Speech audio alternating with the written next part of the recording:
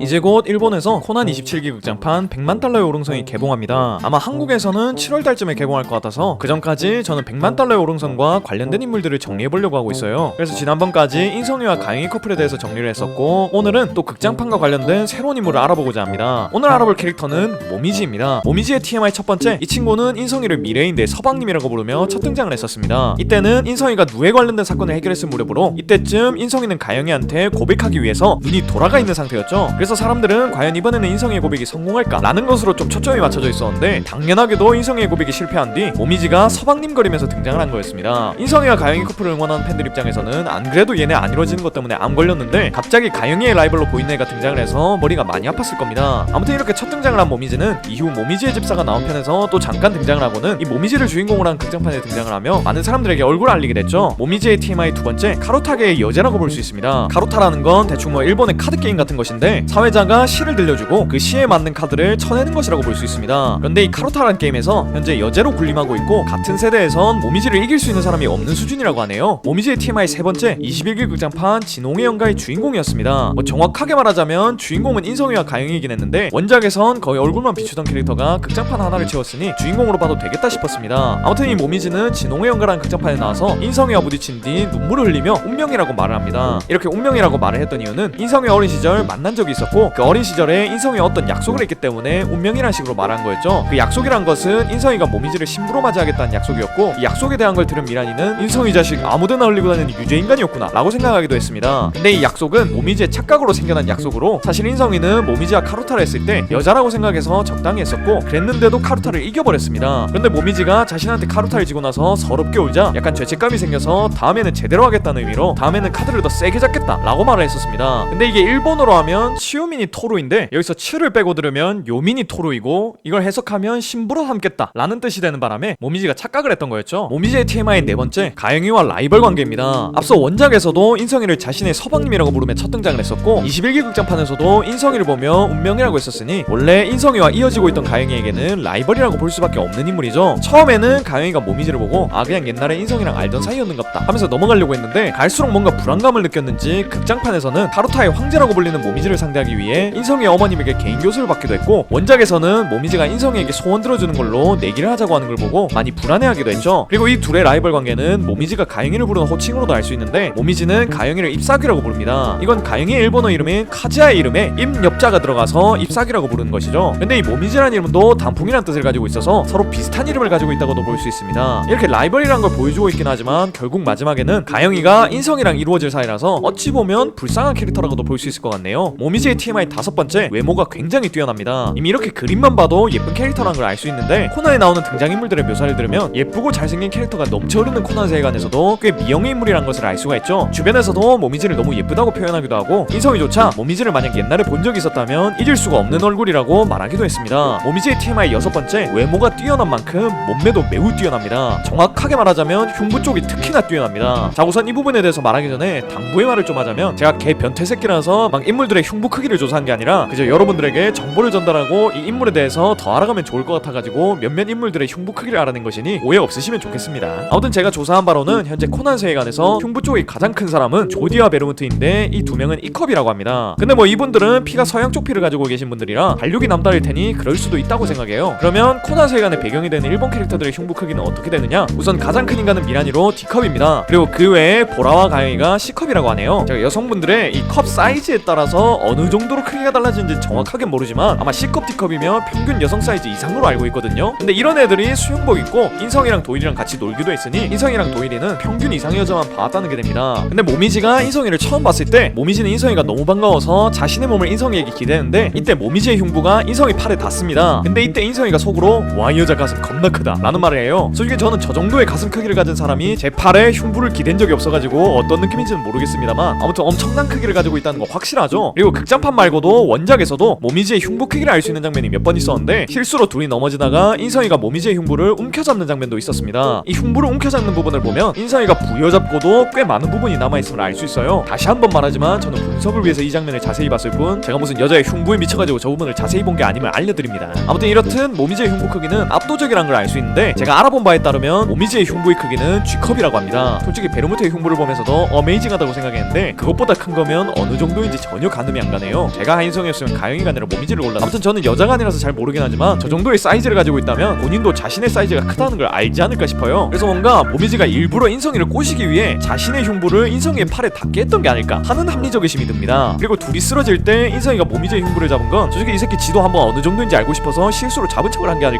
모미지의 테마 7번째, 보라와 캐릭터가 살짝 겹친다고도 볼 수 있습니다. 다들 아시다시피 보라는 대재벌 스즈키 그룹에 따르러 대충 삼성그룹의 따님이라고 봐도 될 정도의 부자입니다. 모미지도 보라와 비슷한 재벌로 보이는데 원작에 따르면 모미지의 할아버지가 전 총리라고 하네요. 그리고 얘 행동하는 것만 봐도 되게 부자라는 걸 쉽게 알 수 있습니다. 보라도 안 데리고 다니는 개인 집사를 부리고 있고 항상 차를 마시는 것 같은 행동을 하고 이동할 때 매우 먼 거리라면 헬기를 타고 엔간하면 걷지 않고 차를 타고 있는 등 누가 봐도 부잣집 따님이란 걸 알 수 있는 행동을 합니다. 여기다가 플러스로 인성이랑 가영이 없이 둘이 있고 싶다는 생각에 인성이를 주인공으로 하는 드라마 스폰서도 되어주고 인성이랑 같이 기차를 타고 싶어서 기차 한 칸을 통째로 샀다가 출발하기 전에 취소를 해버리는 등 돈지랄이 뭔지 알려주는 친구입니다. 그에 반해 보라라는 캐릭터는 이 캐릭터가 부자다 라는 언급이 없으면 얘가 부자인지 아니면 그냥 평범한 여고생인지 아무도 모를 만큼 검소하게 다니는 친구죠. 물론 부자나 연예인이 오는 파티 같은 데를 자주 간다거나 미란이랑 라멘을 먹기 위해 고급 레스토랑 예약을 취소하는 등 알게 모르게 돈이 많은 티가 나긴 합니다. 아무튼 이렇게 보라와 모미지는 같은 부잣집 아가씨 캐릭터이지만 상반되는 성격을 가지고 있죠. 그래서 이 둘이 만나게 된다면 뭔가 둘이 서로를 이해 못하는 장면이라던가 부잣집 아가씨만 알 수 있는 것들로 공감을 하는 등 좀 재밌는 장면들이 많이 나올 줄 알았습니다. 근데 진홍의 소양여행편에서 둘이 마주쳤지만 그닥 대화도 많이 안 나누고 모미지의 비중에 비해 보라의 비중은 거의 공기랑 마찬가지였어서 딱히 재밌는 장면이 안 나와가지고 좀 실망스러웠습니다. 모미지의 TMI 8번째, 화려한 네일아트를 하고 있습니다. 아마 여자라면 네일아트를 하는 게 당연한 게 아닌가 라는 생각을 하실 수도 있을 건데 모미지 같은 경우는 카로타 대회를 하다 보면 손끝에 상처를 입을 수도 있어서 그걸 보호하기 위해 네일아트를 한 거라 좀 다르다고 볼 수 있겠네요. 모미지의 TMI 9번째, 코난에 흔하지 않은 매우 적극적인 캐릭터입니다. 명탐정 코난에 나오는 커플들을 보면 하나같이 암 걸리는 커플들이 많습니다. 한 커플은 지들 감정을 말 못하고 있다가 여자 쪽이 고백하려고 하면 남자 쪽이 고백 끝까지 안 듣고 어딘가로 튀어버리고, 이번엔 또 남자 쪽이 고백을 하려고 하면 여자가 안 듣는다거나 상황이 방해를 하는 바람에 남자가 고백을 안 하는 등 겁나 암 걸리게 합니다. 그리고 또 다른 커플은 어릴 때 서로 첫사랑이었고 남자 쪽에서 편지까지 보내며 고백을 했는데 여자가 뭔 말 같지도 않은 함으로 답변을 쓴 바람에 어른이 될 때까지 이 커플은 못 이뤄졌고, 그러다가 결국 또 어른이 돼서 만났는데 남자는 여자를 못 알아보고 여자는 남자를 알아봤는데 남자 쪽이 알아봐주길 기다리면서 걔 암 걸리게 하는 등 이런 암 걸린 커플들이 너무나 많습니다. 이렇게 명탐정 코난에 나오는 커플들이 암 걸린 이유는 지들 감정을 잘 표현 못하는 소극적인 성격들이라 그런 건데, 이 모미지란 캐릭터는 자기 감정에 매우 솔직합니다. 인성이를 좋아한다는 걸 자신의 흉부의 장점을 이용해서 티를 내고 인성이에게 자신이 모르는 게 많으니 가르쳐달라고도 하며, 인성이랑 둘이서 그렇고 그럴듯한 분위기가 생기자 바로 노밖으로 입술을 들이미는 등 여태까지의 소극적인 캐릭터들과는 다르게 매우 적극적으로 자신의 감정을 표현합니다. 만약 미란이나 도일이가 이 정도로 적극적인 성격이었다면 아마 명탐정 코난 1화부터 이 둘은 사귀고 있었을 겁니다. 모미지의 TMI 10번째, 이번에 개봉하는 극장판 100만 달러의 오른송에서도 등장할 예정입니다. 무슨 역할로 등장할지는 잘 모르겠지만 예고편을 보니 모미지가 고백이라고? 그건 안 되지 라는 식으로 말하는 걸 보면 인성이가 또 가영이한테 고백하려는 걸 캐치하고는 그걸 방해하기 위한 작전을 펼칠 걸로 예상됩니다. 그 외에는 어떤 식으로 활약할지라던가 어떤 역할로 나올지는 영화를 봐야 알 수 있을 것 같네요. 이렇게 10가지 정도가 가슴이 큰, 아니 가영이의 라이벌 모미지의 TMI라고 볼 수 있을 것 같네요. 뭔가 이 캐릭터 소개할 때 흉부에 대해서만 얘기한 것 같은데 이 친구의 장점은 너무나 많습니다. 가슴이 커서 옷 입을 때 더 태가 나고, 가슴이 커서 되게 남자를 유혹하기 좋으며, 가슴이 큰 덕분에 다른 캐릭터와의 차별성도 생긴 거 보면 되게 가슴 큰 거 말고도 장점이 많은 것 같습니다. 저도 가슴이 큰 사람을 만나고 싶. 아무튼 오늘도 이런 영상 봐주셔서 너무 고맙고 저는 재밌는 영상으로 돌아오겠습니다. 그럼 다음 시간에 만나요.